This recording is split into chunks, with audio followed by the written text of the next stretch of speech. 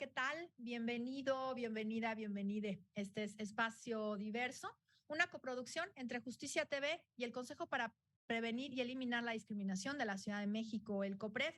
Este es un espacio en donde pretendemos hablar, discutir, reflexionar sobre cuestiones relacionadas con el fenómeno discriminatorio de la Ciudad de México. En específico, esta temporada la estamos dedicando al tema del racismo, porque el racismo existe y hay que hablar de ello. Llevamos ya varios programas en donde hemos hablado sobre qué es el racismo, cómo funciona como un sistema de opresión. Hemos hablado con expertos, expertas relacionado con el tema de la medición de las estadísticas de las encuestas. Y el día de hoy vamos a hablar sobre un tema muy importante cuando estamos hablando de racismo en nuestro país, que tiene que ver con las afrodescendencias. Las personas afrodescendientes en nuestro país, y no solamente en nuestro país, en el mundo en general, se han enfrentado a una condición histórica de discriminación y de violencias. Concretamente en México, además, a una condición de invisibilización y de exclusión. Llama la atención, por ejemplo, que en la encuesta sobre discriminación de la Ciudad de México que levantamos hace un año, en 2021, se reconozca o se perciba que el primer lugar de la discriminación tiene que ver con el color de piel, el segundo lugar con el ser indígena.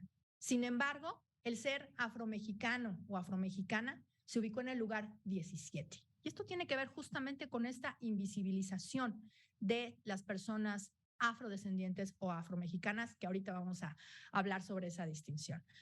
En el caso de las personas afrodescendientes, afromexicanas o negras, fue hasta el 2020 cuando por primera vez el INEGI, el Instituto Nacional de Estadística y Geografía, buscó registrar la autoadscripción de estas poblaciones. De acuerdo con sus resultados en el censo, en México residen 2.576.213 personas afrodescendientes, por más del poco más del 2% del total de la población. Con 7.3% en la Ciudad de México, es la quinta entidad con mayor presencia afrodescendiente. Recordemos que en la Ciudad de México, nuestra Constitución, en su artículo 11º, reconoce y protege los derechos y las contribuciones históricas de las personas afrodescendientes y señala que tienen derecho a la protección y promoción de sus conocimientos tradicionales, al patrimonio cultural, artístico, material e inmaterial. Además, se establece que las autoridades adoptarán las medidas efectivas de trato igualitario en consulta y cooperación con las poblaciones afro para el ejercicio pleno de sus derechos, así como para combatir los prejuicios y estigmas, eliminar el racismo, así como para la prevención, atención, sanción y erradicación de las violencias en su contra.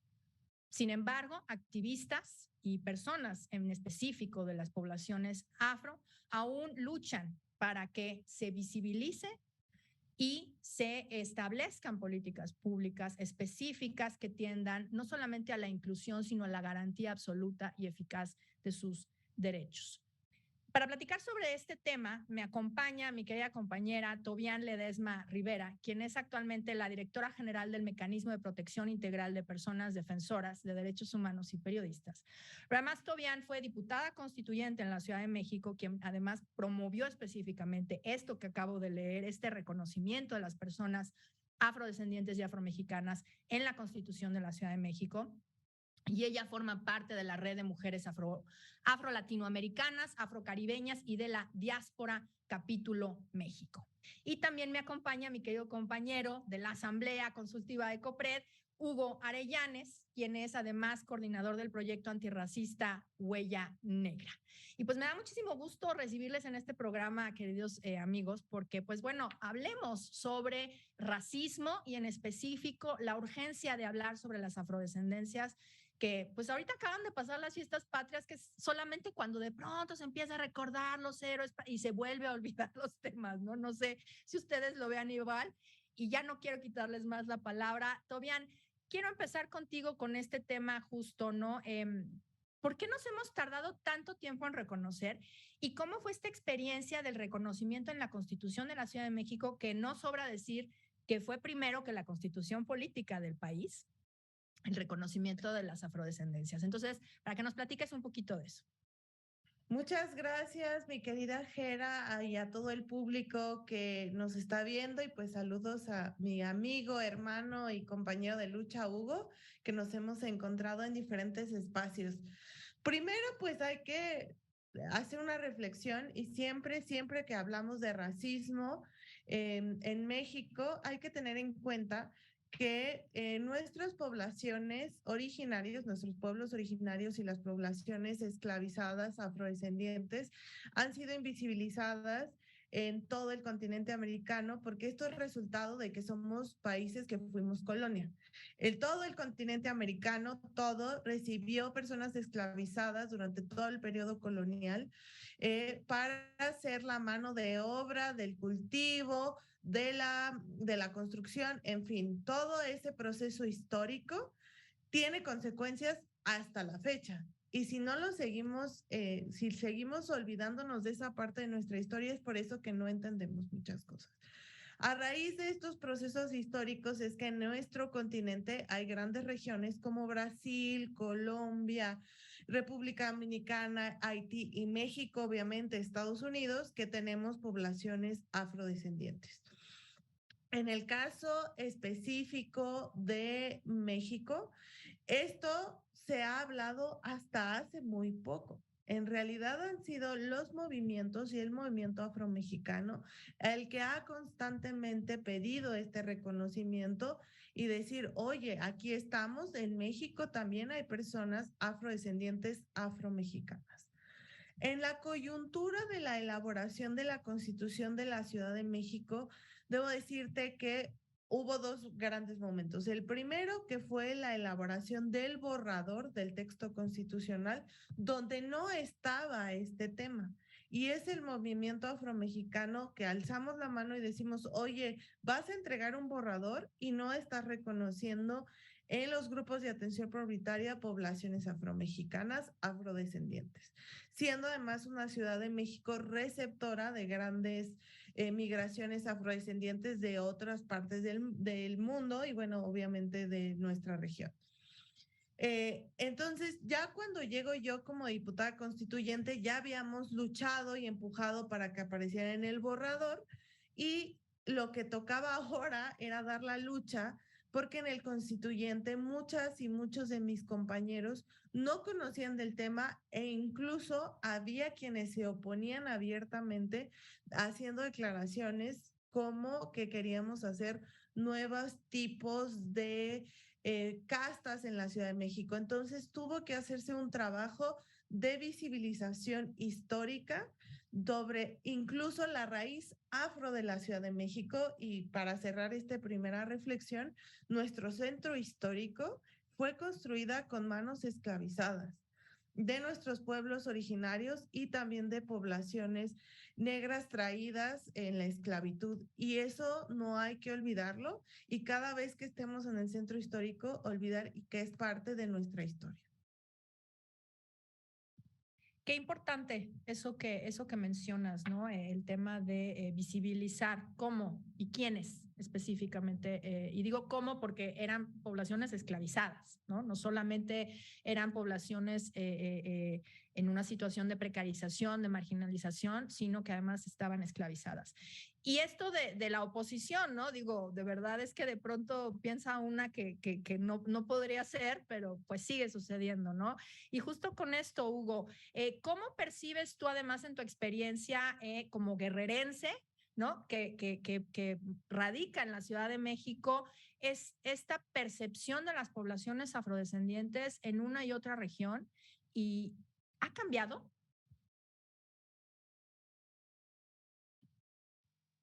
Pues buenos días a ambas, Gera, Toby.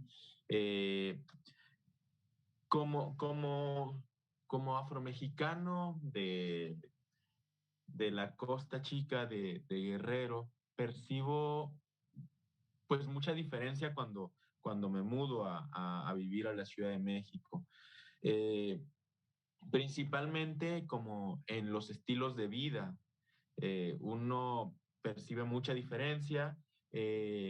tienes que abandonar prácticamente parte de tu cultura, dejarla en su territorio y moverte con lo que va a funcionar acá. O sea, por ejemplo, mucho del lenguaje que yo tenía en la costa ya no lo tengo aquí porque la gente lo asocia como a, no sé, como a un tema de no educación. O sea, como que no estamos educados y por eso utilizamos como palabras que son muy coloquiales para nosotros. Entonces, también algo que, pues con lo que me ha tocado lidiar y que no me tocaba en la costa chica es con el perfilamiento racial. O sea, allá como toda la gente, pues somos morena, pues la policía no anda seleccionando al más moreno para detenerlo, ¿no? Sino que pues allá todos pasamos por lo mismo. Y aquí no, aquí es como muy constante al sitio donde vaya, que, que la policía me detiene pues para hacerme las clásicas revisiones de rutina, que como bien sabemos, pues están prohibidas, que no deberían existir, pero pues que los policías se amparan en el desconocimiento pues de las personas que no, a veces no conocemos nuestros derechos y pues ya terminamos diciendo, ok, está bien, revise. Pero cuando ya los conoces es como que hasta les molesta que los conozca. El otro día tenía una plática con el director del Museo del Policía y justo le platicaba pues que, que es urgente dar talleres a la policía sobre perfilamiento racial porque incluso ellos no saben que lo hacen. O sea, no es como que haya un director de policías y les diga, oigan, este son el tipo de personas que deben de tener. No, sino que lo que sucede es que hay toda una estructura atrás de nuestra cultura mexicana que siempre nos va diciendo la piel oscura hay que asociarla a lo violento, a, pues, a temas negativos. Y entonces, pues eso. Entonces, es como de las cosas que yo he ido como percibiendo, también que siempre se va a asociar mi cuerpo a cosas extranjeras, como es como de dónde eres, no eres mexicano, y es como de, no, sí lo soy, y así como que dicen, no, pero es que no puede serlo porque no tienes un color de piel mexicano, y es como de, yo a veces como por seguir, como por investigar un poco más, me hago el tonto y digo, a ver, y entonces, ¿de dónde crees que soy? Y o me mandan a Guatemala, o me mandan a Colombia, o me mandan a Honduras, y es como que a eso se asocia mi, mi cuerpo, así es como la gente me lee, o me lee por el lado pues eh, ¿cómo se dice? Bueno, cuando asocian tu cuerpo a un tipo de sexualidad, y es como de, ok, eh, es bastante complejo porque la gente está más acostumbrada a suponer, a no preguntar, y la vida es más rápida también. O sea, con eso lo que quiero decir es que la gente tiene muy poco para cuestionarse, para reflexionar y solo va siguiendo los lineamientos que van marcando los medios de difusión masiva como la televisión, el internet y, y entonces como no hay tanto contenido sobre poblaciones afrodescendientes, pues es un poco difícil que la gente tenga la información. Yo creo que hasta aquí dejaría mi primera intervención. Gracias, Hugo, porque justo colocas varios temas, ¿no? O sea, por un lado, el tema de la normalización del racismo, ¿no? Por otro lado, el tema del mito del mestizaje, ¿no? no te ves como mexicano porque supuestamente en un imaginario que se nos ha venido enseñando y que hemos venido platicando, creo que en todos los programas que hemos grabado ahorita sobre racismo ha salido este tema de la raza cósmica, el mestizaje, esta mezcla en donde todos somos una mezcla especial. Digamos que no es una raza pura, sino una mezcla maravillosa. Y lo pongo entre comillas porque no existen las razas y lo hemos subrayado y lo hemos dicho 1 millón de veces, ¿no? Pero vaya, utilizando estas ideas y estas construcciones sociales. Y el tema, por supuesto, de los estereotipos, ¿no? Asociados a los fenotipos, hacia la pertenencia étnico-racial, hacia la tonalidad de piel. Toby, antes de irnos a una pausa, me gustaría regresar contigo con este tema del reconocimiento. Este reconocimiento que se ha venido haciendo, que se hizo en la Constitución de la Ciudad de México y después en la Constitución general del país, ¿ha tenido repercusiones? O sea, ¿o es solamente pues una cuestión retórica? Porque eso es muy importante. O sea, qué bueno que se reconozca en la Constitución, pero esto ha tenido un aterrizaje en las políticas públicas como parte de la red de mujeres afro y de la diáspora. ¿Cómo lo ven? Sí, bueno, es que el reconocimiento, la verdad es que siempre las leyes se quedan limitadas a lo que sucede en la realidad. A mí me encantaría poder, cada vez que yo sufro discriminación, sobre todo en supermercados, porque eso es algo que sucede en la ciudad, las personas racializadas constantemente nos enfrentamos, no importa ni cómo vistamos o si tenemos un cargo público, ¿no? Siempre nos enfrentamos a esto. Y yo recuerdo mucho estar, ¿no? En el debate del constituyente y me encantaría darles una constitución y decirles, por favor, no hagan esto. Es difícil, ¿no? Del reconocimiento a la realidad atraviesan emociones, sentimientos y realidades, ¿no? Sí, en la Ciudad de México ha habido un avance, ¿no?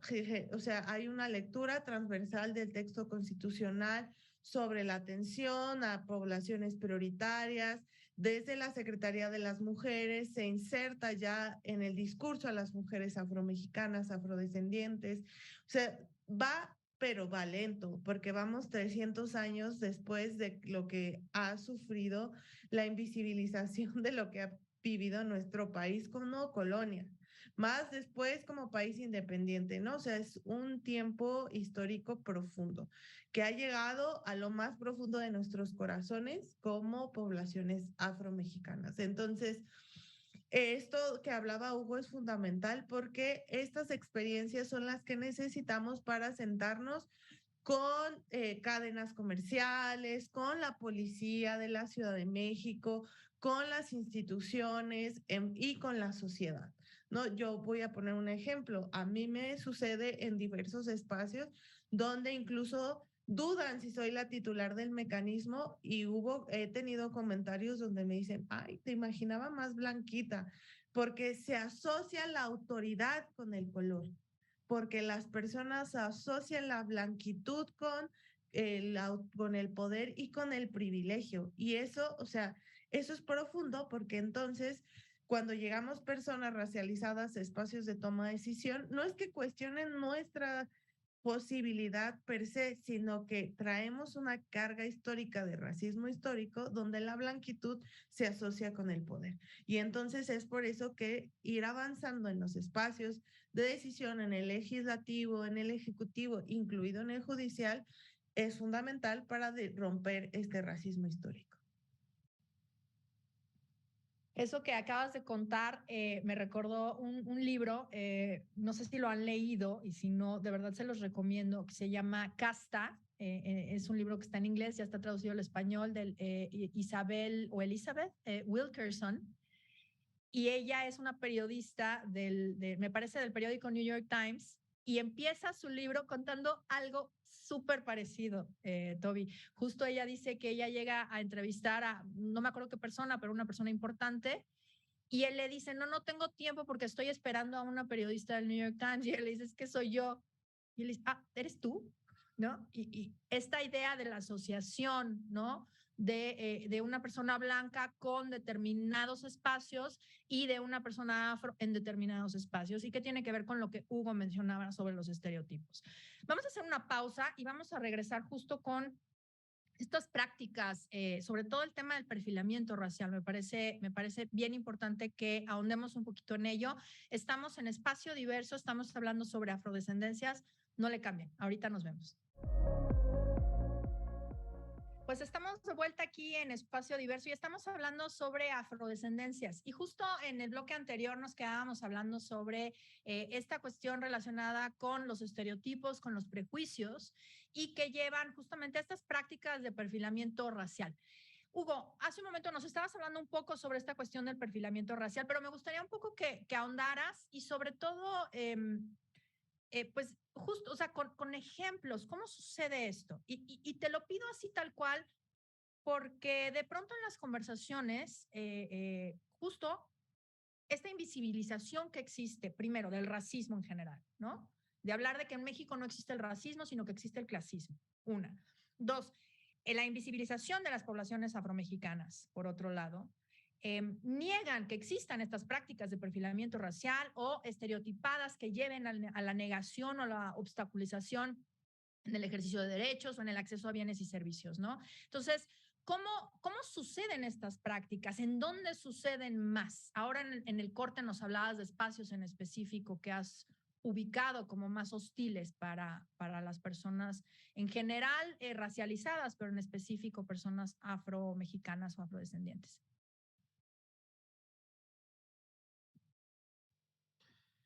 Pues bueno, el fenómeno del perfilamiento racial, si nosotros nos metemos a Google eh, y buscamos perfilamiento racial, definición, nos va a decir que siempre se da de una persona en un puesto de poder a alguien que no está en un puesto de poder, población originaria o afrodescendientes, hacia población originaria o afrodescendiente. Y, y ponen ahí como el ejemplo como a la policía. Pero yo creo que todas las personas vamos haciendo un tipo de perfilamiento todo el tiempo, porque ahora lo que pasaba con el fenómeno del Sonora Grill y este tema de que a algunos los ponían en una zona y a otros en otra, ahí el mesero o mesera era el que estaba haciendo el perfilamiento o la persona que estuviera a cargo en ese momento de llevar a las personas a sus mesas. Ellos son los que hacen ese tipo de perfilamiento basado en los estereotipos de los que hemos sido alimentados en el día a día. Como lo decía, creo que mucha de la culpa tiene que ver con los medios de difusión masiva, como la televisión, y con programas que basan su comedia en hacer estereotipos, en crear estereotipos, en fomentarlos y en dar como ciertas atribuciones a tipos de personajes. Entonces, el perfilamiento racial se da como cuando de manera injustificada alguien hace algo para, no sé, para detenerte. En el caso de la policía es eso, como para detenerte, revisar tus pertenencias y así. Entonces, por ejemplo, yo de las primeras veces que llegué aquí pues a la ciudad, me topé un día estando en General Anaya pues con la policía de migración.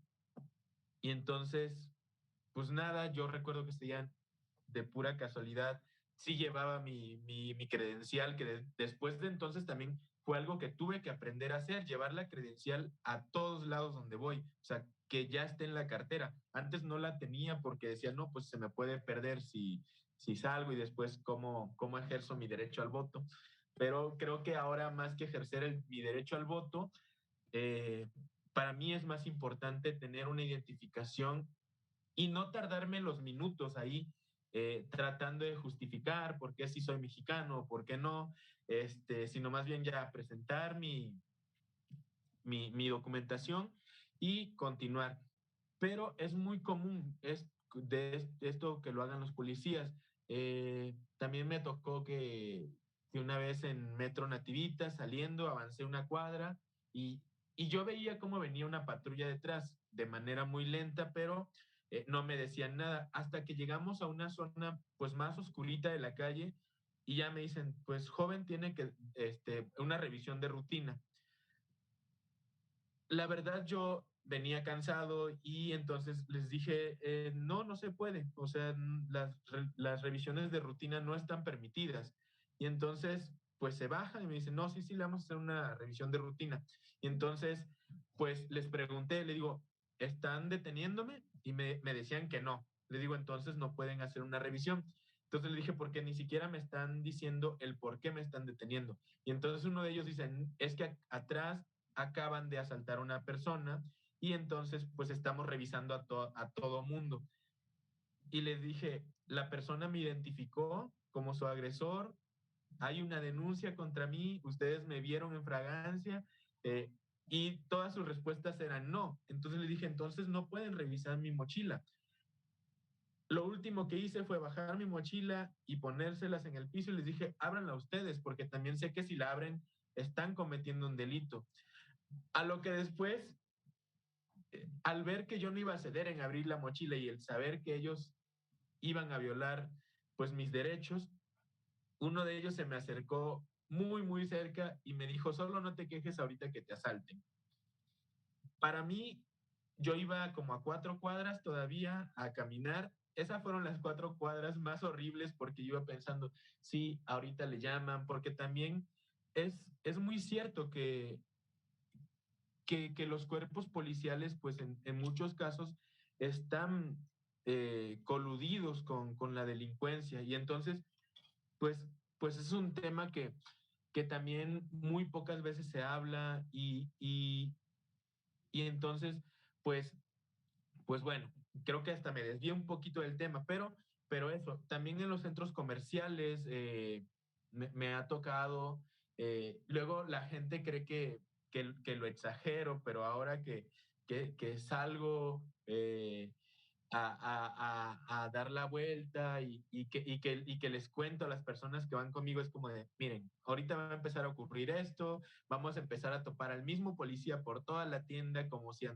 solo si anduviera por ahí viendo, husmeando, pero no, en realidad es que me anda persiguiendo y es como de, ok, y a veces cuando tengo como este humor para decir, ok, voy a hacer caso omiso, voy a disfrutar mi visita a la tienda pero es algo que de pronto tampoco quiero normalizar. Y es como de, no, no quiero normalizar que la policía me esté siguiendo, no quiero normalizar el sentirme observado. eh, y es como, pues es bastante agobiante psicológicamente. eh, Lidiar con el perfilamiento racial es muy, muy agotador porque de pronto el estar pensando en cómo defendernos, el, el dejar de visitar espacios o territorios.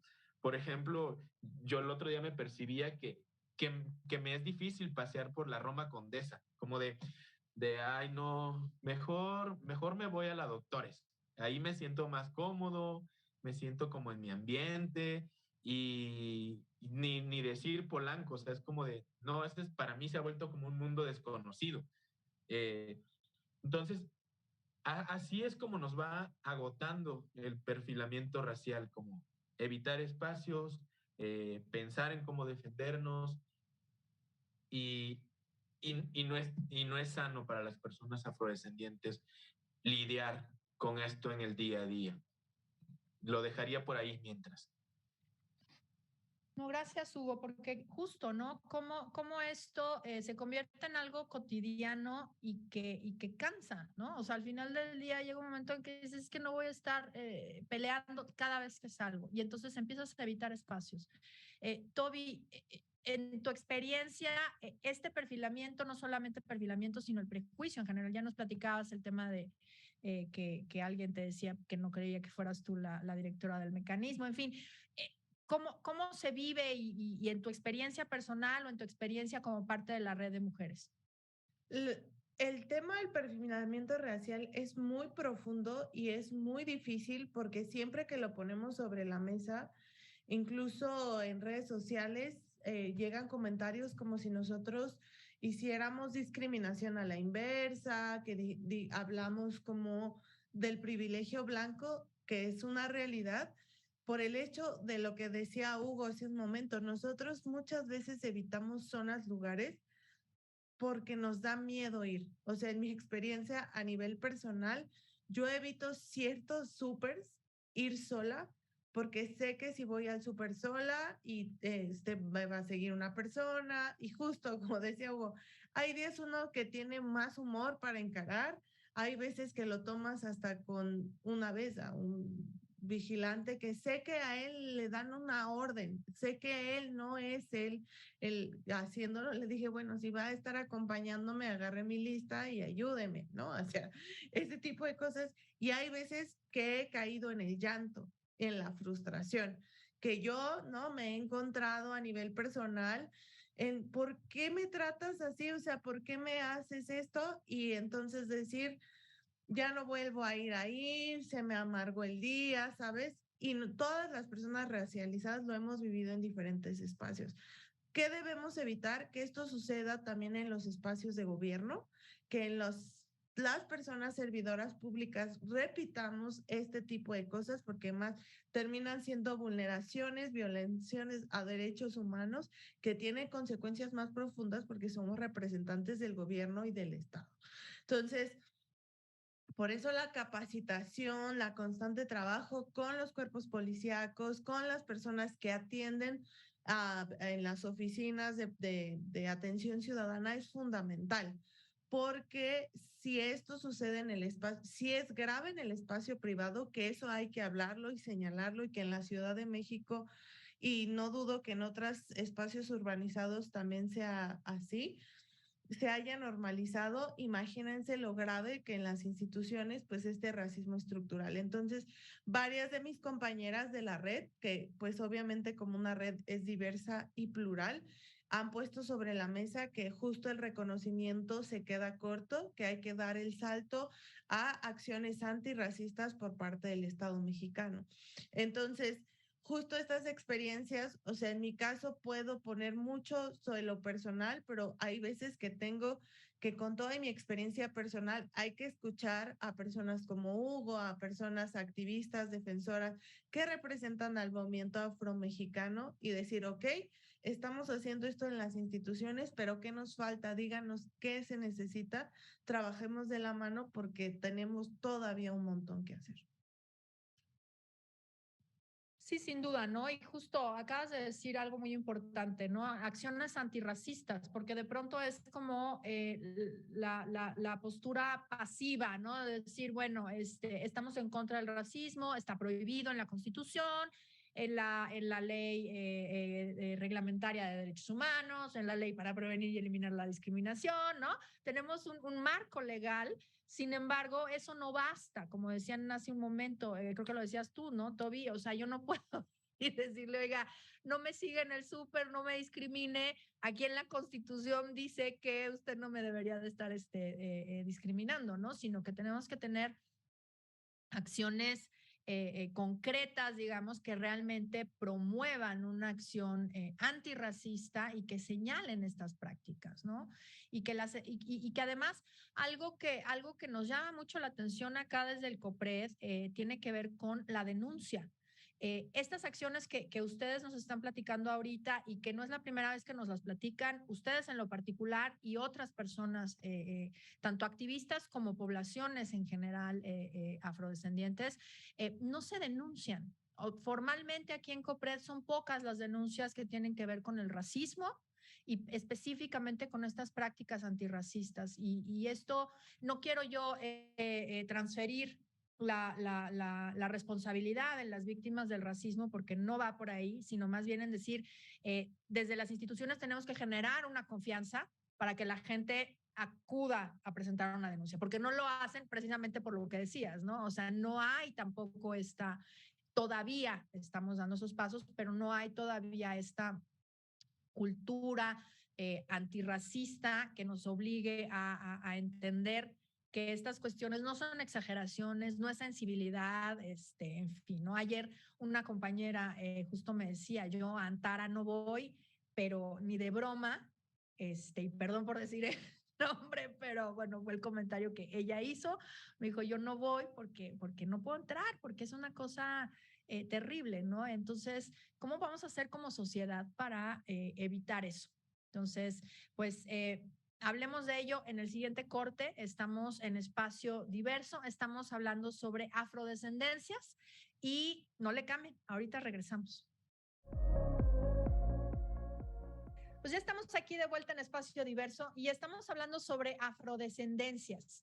Y bueno, pues justo hablábamos al final del último corte sobre estas acciones antirracistas, ¿no? Aquí hay una frase muy conocida de una activista académica, Angela Davis, que, bueno, pues decía justamente que no basta estar en contra del racismo, sino que hay que ser antirracistas. Esta es la distinción entre el decir, pues no se debe discriminar y tomar acciones para evitar la discriminación racial.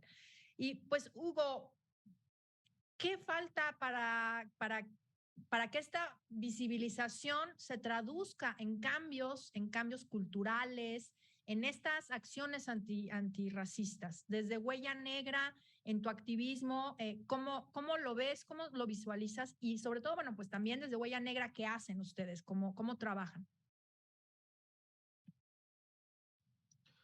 Bueno, como bien mencionabas al principio de la charla, en 2020 por fin se da un censo oficial de las poblaciones afrodescendientes en México. ¿Qué pasó durante el censo? Que muchas personas se ofendían cuando les preguntaban si eran afrodescendientes, afromexicanos o negro, porque pues la palabra negro, el concepto de negro está asociado a lo negativo. Entonces, muchas personas decidían responder que no eran negros, aunque fenotípicamente pudieran ser asociados a la afrodescendencia, eh, o hubo encuestadores que de plano omitían la pregunta por seguridad de ellos. Es decir, si en la puerta anterior me la cerraron en la cara cuando pregunté si eran negros, no quiero imaginar si me sale alguien más violento. Entonces, hubo encuestadores y encuestadoras que decidieron omitir la pregunta, y esto se debe a que no hubo campañas de sensibilización masivas. Hubo, si no mal recuerdo, como 3 campañas a nivel nacional, una en Tamiagua, Veracruz, donde se hablaba de qué es la afrodescendencia en la región, otra en la Costa Chica, hecha por organizaciones civiles, y la que fue un poquito más masiva fue la de Afrocenso, organizada por el colectivo Coopera, donde se sumaron pues la mayoría de organizaciones adscritas al movimiento afromexicano. Entonces, lo malo es que la campaña no pudo ser llevada a todos los espacios, o sea, no fueron colocadas en televisión abierta, también faltó mucha sensibilización de la campaña para colocarse en espacios donde, pues donde la gente no sabe que hay afrodescendientes en México. Por ejemplo, pues se colocaron muchos murales sobre afrodescendencia en la Costa Chica de esta campaña. Pero en la Costa Chica la gente ya sabe que es afrodescendiente. Entonces, creo que ahí sí faltó como un poco más pues de organización logística, de cómo llevarla a cabo. Y en la actualidad creo que eso es algo a lo que debemos de apostar fuertemente, a iniciar campañas de sensibilización, de pedir al Ejecutivo Federal que nos mencione más porque a veces se piensa que solo queremos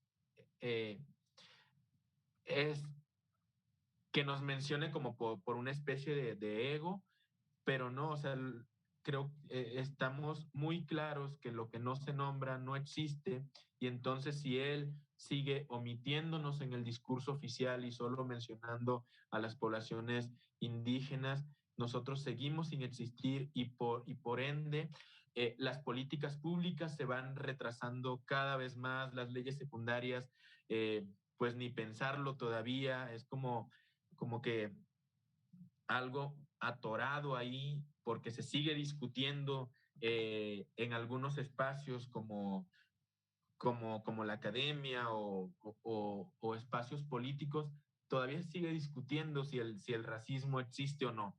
Cuando las personas que vivimos el racismo tenemos mucha claridad de que existe, tenemos mucha claridad de cómo funciona, eh, y entonces más bien hay que empezar a hacer las campañas para desestructurarlo.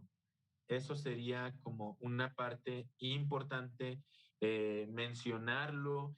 Nosotros desde Huella Negra tratamos justo de generar una nueva imagen de lo que es ser afrodescendiente, porque desgraciadamente en México sí hay representación de lo afro, pero es una representación con muchos estereotipos negativos,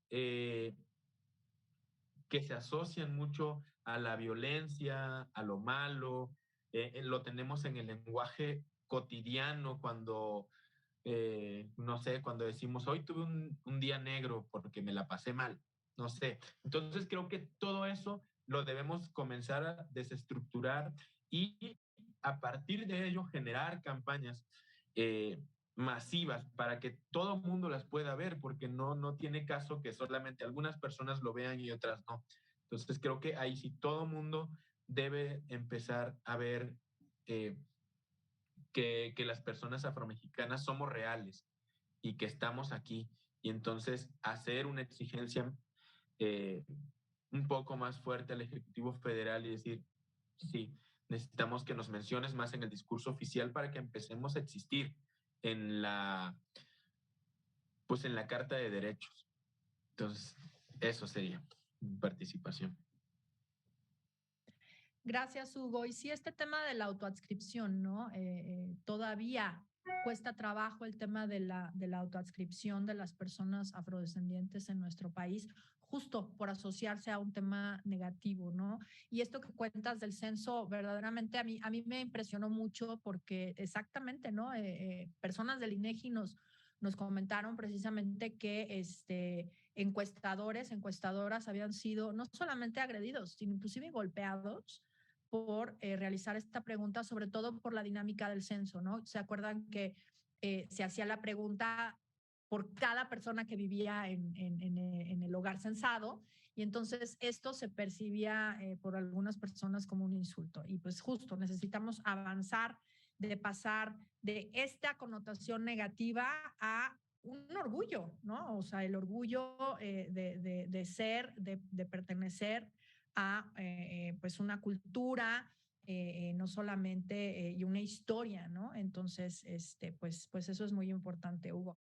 Pues, Toby, justo contigo me gustaría hablar sobre el tema ahora de las políticas públicas, ¿no? Decíamos hace un momento, tenemos un marco legal bastante robusto, pero ¿cómo podemos traducir todo esto en verdaderas políticas o acciones antirracistas, como las mencionabas hace un momento, aunado, por supuesto, a este trabajo de pedagogía, le diría yo, ¿no? O sea, campañas, hablar, visibilizar. ¿Qué más tendríamos que hacer desde el Estado, desde el gobierno en la Ciudad de México en particular? Sí, y justo quisiera empezar con la reflexión de por qué, ¿no? De por qué se necesita hablar de personas afromexicanas, afrodescendientes, negras en las leyes, en las políticas públicas, porque somos personas que existimos, sentimos, vivimos y somos parte del Estado y de su construcción, como muchas otras poblaciones. El tema está en una invisibilización y un racismo estructural.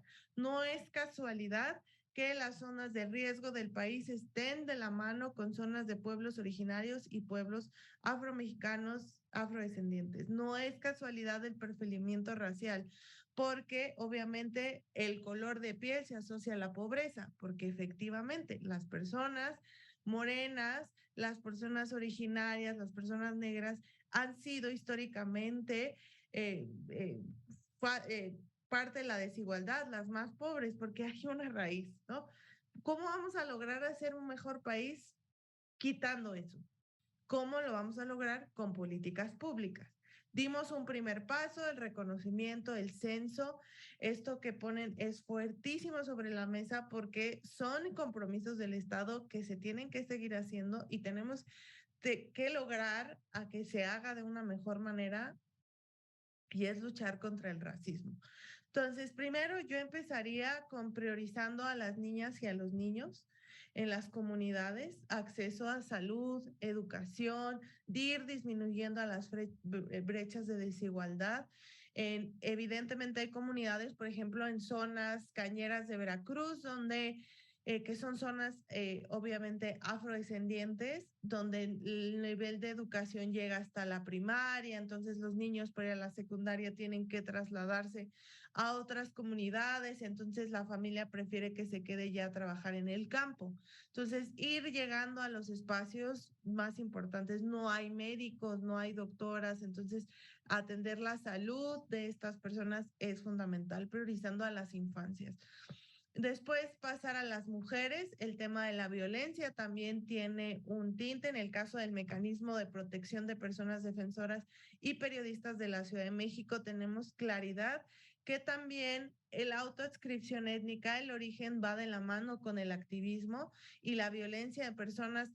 Entonces, defensoras y periodistas afrodescendientes, nosotros pues sí les preguntamos, en la pregunta muchas veces también puede ser, les explicamos por qué hacemos esta pregunta, porque al hacer el análisis de riesgo tenemos que ver si su origen va de la mano con ese riesgo. Y evidentemente hay una relación directa.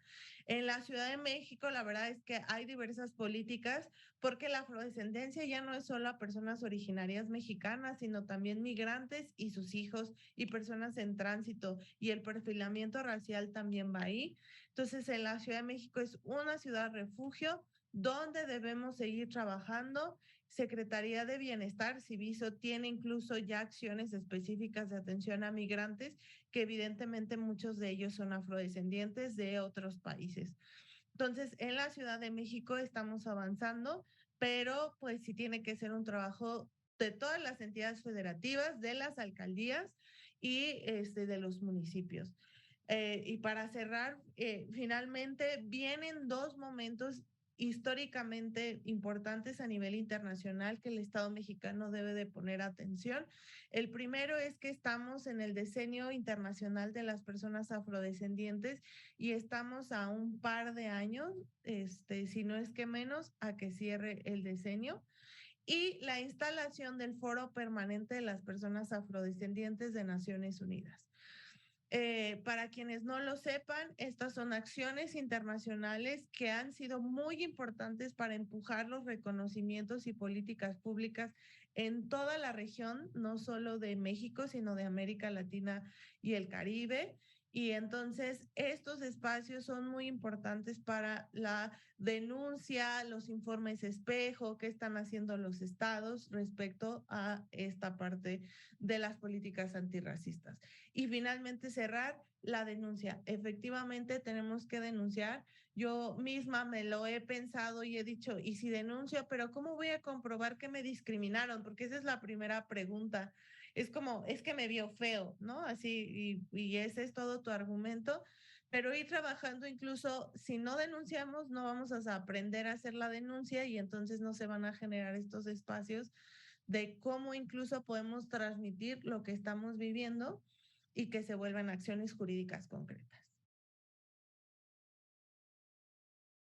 Sobre eso último que decías, existe un concepto que habla sobre las injusticias epistémicas, seguramente lo han escuchado, esta idea de no darle credibilidad a los testimonios de determinadas personas partiendo de los prejuicios.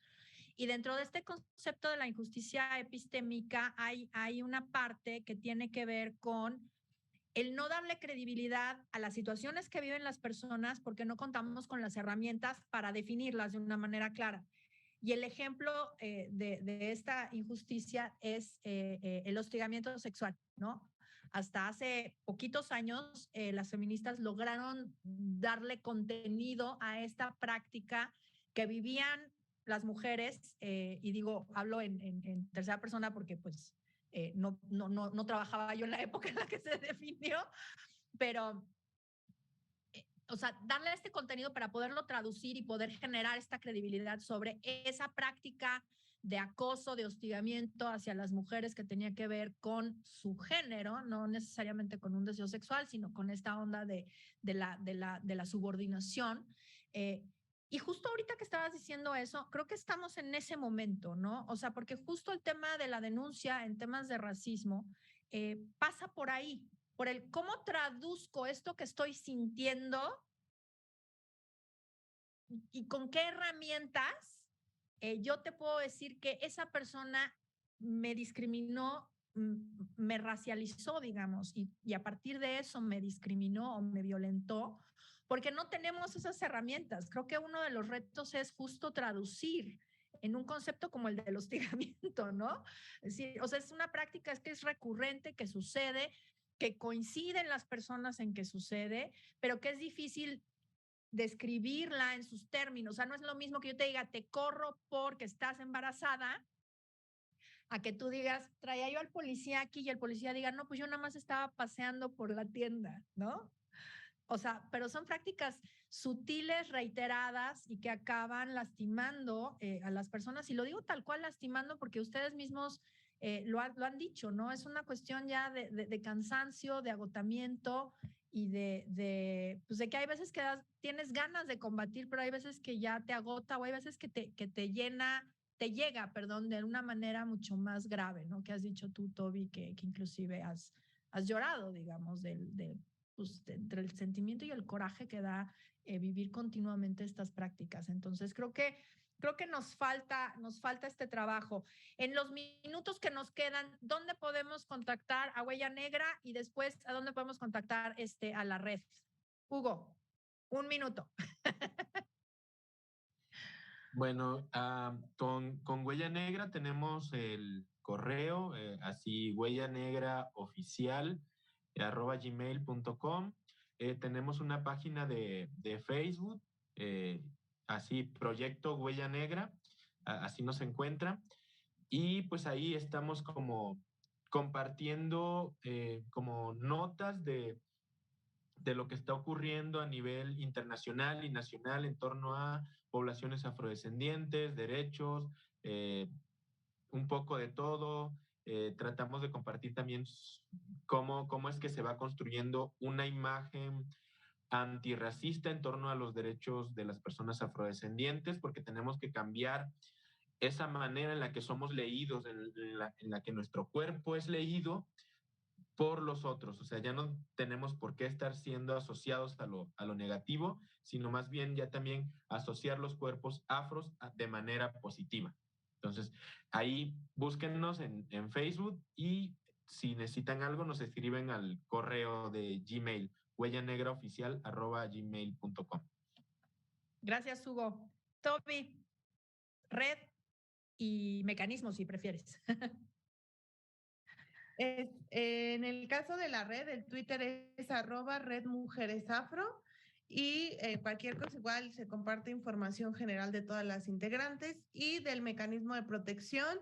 Personas defensoras afroindígenas se pueden acercar también con nosotros y nuestro Twitter es @MPICDMX. Muchas gracias. Y bueno, pues creo que algo que ha rondado por esta conversación que hemos tenido ha sido el tema de la denuncia. Sabemos que es difícil denunciar estas prácticas, pero es importante hacerlo, sobre todo para que pues a quienes nos toca justo trazar estas acciones junto con otras instituciones de gobierno, pero directamente con las tiendas de autoservicio, por ejemplo, con los centros comerciales, con los condominios, con los empleadores, etcétera, pues necesitamos tener esta información también para poder tejer estas acciones de manera muy concreta. Así es que invitarles a denunciar también aquí en el Consejo para Prevenir y Eliminar la Discriminación de la Ciudad de México. Y pues hemos llegado al final de este espacio diverso. Muchas gracias, Tobián Ledesma y Hugo Arellanes. Muchísimas gracias por haber estado aquí y sobre todo por habernos platicado cosas pues que consideramos ya más a nivel personal, pero que es importante visibilizar. De verdad, muchísimas gracias y pues nos vemos a la próxima en Espacio Diverso. Que estén muy bien.